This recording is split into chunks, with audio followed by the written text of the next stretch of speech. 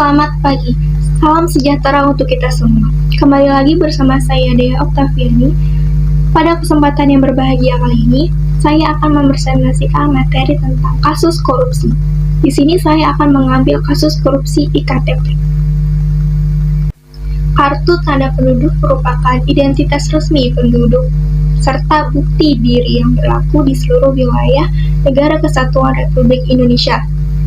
Hal ini seringkali menyulitkan pemerintah dalam pembuatan suatu kebijakan, terutama kebijakan untuk daerah tertentu, karena KTP konvensional tidak dapat mempresentasikan data penduduk setempat secara tepat.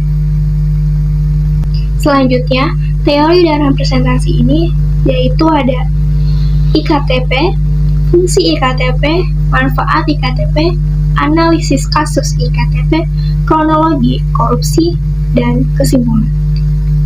Kartu tanda penduduk elektronik atau IKTP adalah identitas resmi penduduk sebagai bukti diri yang diterbitkan oleh instansi pelaksana yang berlaku di seluruh wilayah Negara Kesatuan Republik Indonesia. Kartu tanda penduduk berbasis nomor induk kependudukan secara nasional dalam pasal 2 ayat 1 menjelaskan tujuan pemerintahan menerbitkan KTP elektronik untuk mewujudkan kepemilikan satu KTP untuk satu kependudukan yang memiliki kode keamanan dan rekaman elektronik data kependudukan yang berbasis NIK secara nasional. Selanjutnya, fungsi IKTP. Pertama, sebagai identitas jati diri. Kedua, berlaku nasional, sehingga tidak diperlukan lagi KTP lokal untuk pengurusan izin, pembukaan rekening bank, dan sebagainya. Ketiga, mencegah KTP ganda dan pemalsuan KTP. Terciptanya data penduduk untuk mendukung program pembangunan. Selanjutnya, manfaat IKTP. Pertama, data statistik kependudukan yang akurat, sebab seorang hanya memiliki satu kartu tanda penduduk elektronik saja.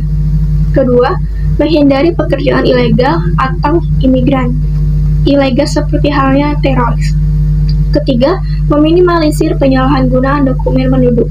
Sifat IKTP yang tunggal dapat dideteksi oleh e-reader. Keempat, status kependudukan seseorang. Keberadaan IKTP menjadikan status kependudukan seseorang diakui oleh negara. Selanjutnya, inti dalam video ini. Kasus korupsi. Semua orang mungkin setuju jika korupsi itu ditindak, yang merugikan berbagai kalangan dan tentunya menghambat tercapainya suatu tujuan. Begitu juga korupsi yang dilakukan para koruptor dalam pelaksanaan program IKTP. Pihak pemenang tender dalam proyek IKTP ini adalah Konsorsium Perum Percetakan Negara Republik Indonesia atau PNRI. Konsorsium proyek ini terdiri dari PNRI serta 5 perusahaan BUMN dan swasta, yakni Perum PNII, PT Sucovindo, PT LN Industri, PT Quandra Solution, dan PT Sandipala Arta Putra. Selanjutnya, kronologi korupsi. Dalam sidang perdana kasus korupsi IKTP pada hari Kamis 9 Maret 2017 di Pengadilan Tindak Pidana Korupsi Jakarta. Dalam sidang perdana ini, 2 terdakwa kasus korupsi IKTP juga dihadirkan. Keduanya adalah Irman, mantan Dirjen Dukcapil di Kemendagri, dan Sugiharto, mantan Direktur Pengelola Informasi Administrasi Kependudukan di Dirjen Dukcapil Kemendagri. Selanjutnya, kronologi.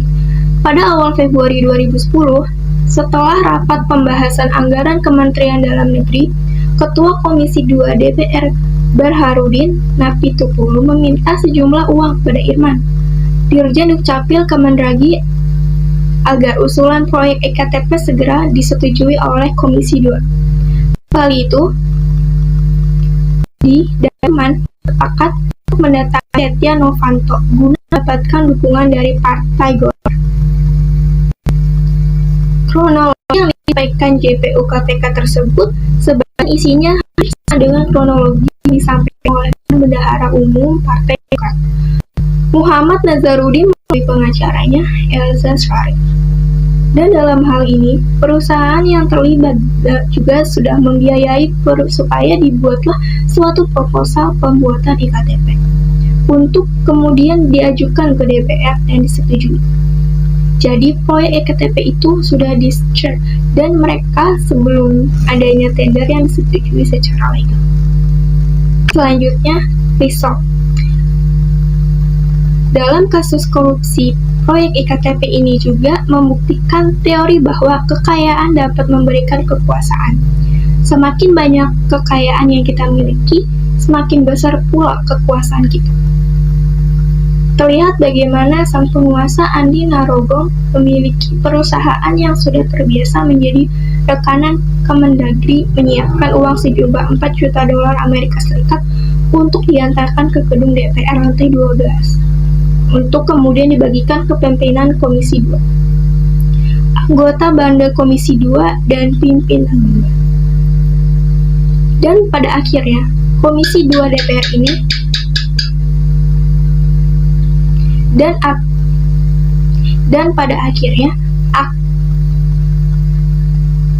dan pada akhirnya Komisi 2 DPR ini menyetujui proposal anggaran yang mereka rancang. Tender pun dimenangkan oleh Konsiul PDRI.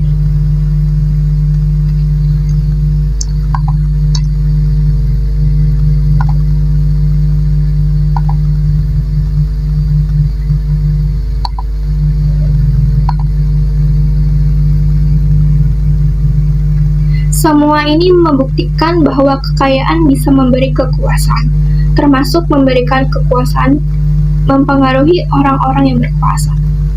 Para anggota DPR yang memiliki kekuasaan pun dapat dipengaruhi untuk melakukan sesuatu yang diminta oleh si pemilik kekayaan. Terakhir, kesimpulan. KTP merupakan identitas resmi penduduk serta bukti diri yang berlaku di seluruh wilayah Negara Kesatuan Republik Indonesia. Program iktp ditujukan untuk mewujudkan kepemilikan satu KTP untuk satu penduduk yang memiliki kode keamanan dan rekaman elektronik data kependudukan yang berbasis NIK secara nasional. Sekian video presentasi dari saya, kurang lebihnya mohon maaf. Billahi taufiq wal hidayah. Wassalamualaikum warahmatullahi wabarakatuh.